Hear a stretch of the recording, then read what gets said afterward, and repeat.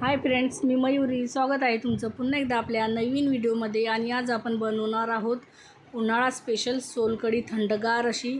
आणि उन्हाळ्यामध्ये शरीरासाठी सोलकढी पिणं चांगलं असतं आणि सोलकढीचे बरेच असे फायदे आहेत. आणि बऱ्याच जणांना सोलकढी बनवणं घरी खूप कठीण वाटतं, पण तुम्ही जर या पद्धतीने बनवली तर खूप सोप्या पद्धतीने आणि कमी वेळेमध्ये ही सोलकढी तयार होते. आणि तुम्ही जर पहिल्यांदा बनवत असाल तरीही तुम्हालाही बनवता येईल.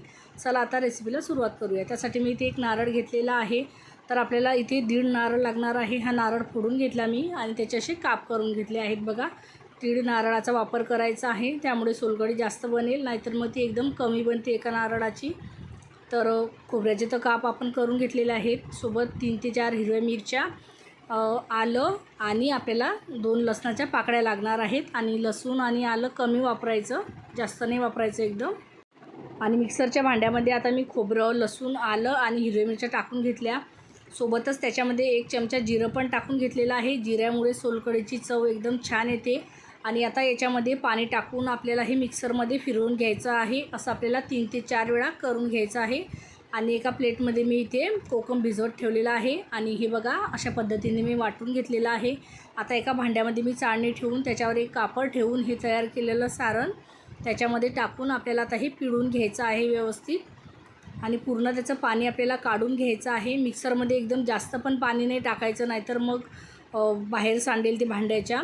एक ग्लास पाणी टाकून आपल्याला व्यवस्थित अशा पद्धतीने आपली जी सोलकढीचं सारण आहे ना ते तयार करून घ्यायचं आहे. आता परत थोडंसं राहिलेलं पाणी मी याच्यामध्ये टाकून घेतलं आणि हे पण आपल्याला व्यवस्थित आता पिळून घ्यायचं आहे. ही प्रोसेस आपल्याला जवळजवळ 3 वेळेस करायची आहे, त्याच्यापेक्षा जास्त नाही करायची, म्हणजे मग खोबऱ्यामध्ये जास्त ते दूध राहत नाही आणि मग एकदम सोलकढी पाण्यासारखी नको व्हायला. त्यामुळे 3 वेळा मी ही प्रोसेस करणार आहे. तर पहिल्या वेळेस आता ही प्रोसेस आपली इथे कंप्लीट झालेली आहे. तुम्ही बघू शकता इथे घट्टसर असं दूध नारळाचं निघालेलं आहे. आणि जवळून पण बघू शकता तुम्ही दूध किती मस्त असं आलेलं आहे नारळाचं आपलं. तर आता आपण काय करणार आहोत, परत ते मिश्रण जे आहे ते भांड्यामध्ये टाकून मिक्सरला फिरवून घेणार आहोत. आणि परत एकदा ते आता आपल्याला इथे गाळून घ्यायचं आहे. परत मी आता याच्यामध्ये सेकंड जी बॅच आहे आपली ती टाकून घेत आहे याच्यामध्ये. असं करत करत आपल्याला 3 वेळेस ही प्रोसेस करायची आहे. तर दुसऱ्या वेळेस पण नारळाचं जे दूध आहे ना ते एकदम घट्ट निघतं बघा. आणि तिसऱ्या बॅचला मग थोडंसं कमी निघतं. तर ही एवढी सोलकढी या दुधाची जी बनणार आहे ती 4 ते 5 माणसांना पुरेल एवढी आहे. म्हणून मी इथे 1.5 नारळ वापरलेलं आहे. जर एक वापरलं तर मग ती कमी होते, किंवा मग कोणी जास्त पातळ बनवतं, पण मला जास्त पातळ नाही बनवायची आहे, थोडीशी घट्टसरच ठेवायची आहे. आता सेकंड बॅच पण आपली करून झालेली आहे. आता थर्ड बॅच मी मिक्सरच्या भांड्यामध्ये टाकून घेतली आणि ती पण फिरवून घेतली. आणि ते पण दूध मी याच्यामध्ये आता ॲड करून घेतलेलं आहे. तुम्ही बघू शकता इथे दूध भरपूर असं निघालेलं आहे. आणि आपल्याला काय करायचं आहे, आता जे भिजवलेलं कोकम आहे ना ते मी छान हाताने कुस्करून घेतलं आणि त्याचं जे पाणी आहे ना ते आपल्याला आता याच्यामध्ये टाकून घ्यायचं आहे. आणि हाताने परत एकदा मी असं मिक्स करून घेते त्याला, म्हणजे ज्याच्यामध्ये जे पाणी राहिलं असेल ते पूर्णपणे निघून जाईल अशा पद्धतीने. आणि थोडंसं हातावर पाणी घेऊन परत मी त्याच्यामध्ये टाकत आहे. अशा पद्धतीने कोकम आपल्याला याच्यामध्ये टाकून घ्यायचं आहे. आणि कोकम आहे ना 15 ते 20 मिनिट छान भिजलं पाहिजे, तेव्हाच त्याचा तो रंग जो आहे ना तो निघतो पाण्यामध्ये आणि मग सोलकढीला आपल्या छान असा कलर येतो. आता हे करून झालेलं आहे.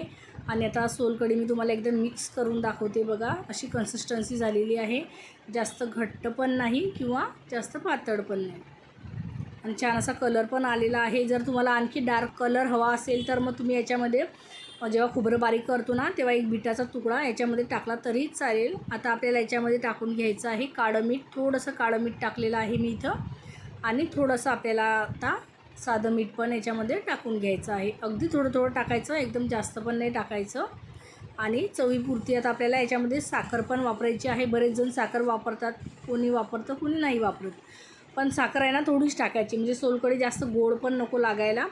तिखट आणि गोडचं प्रमाण हे व्यवस्थित झालं पाहिजे. आणि हे टाकून आता व्यवस्थित असं आपल्याला मिक्स करून घ्यायचं आहे, म्हणजे जे मीठ टाकलेलं आहे ते पूर्ण सारणामध्ये व्यवस्थित लागलं पाहिजे.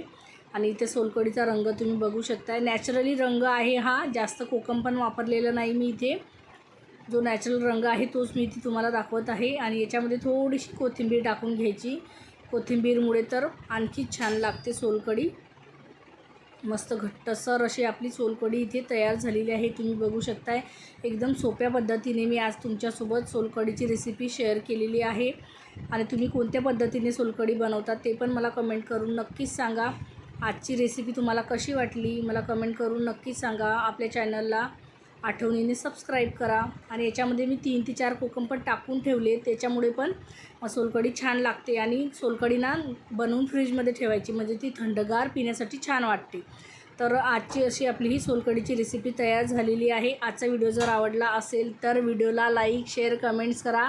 आपल्या चॅनलला आठवणीने सबस्क्राईब करा. चला तर मग परत भेटूया अशाच एका मस्त अशा नवीन व्हिडिओसोबत. तोपर्यंत बाय बाय.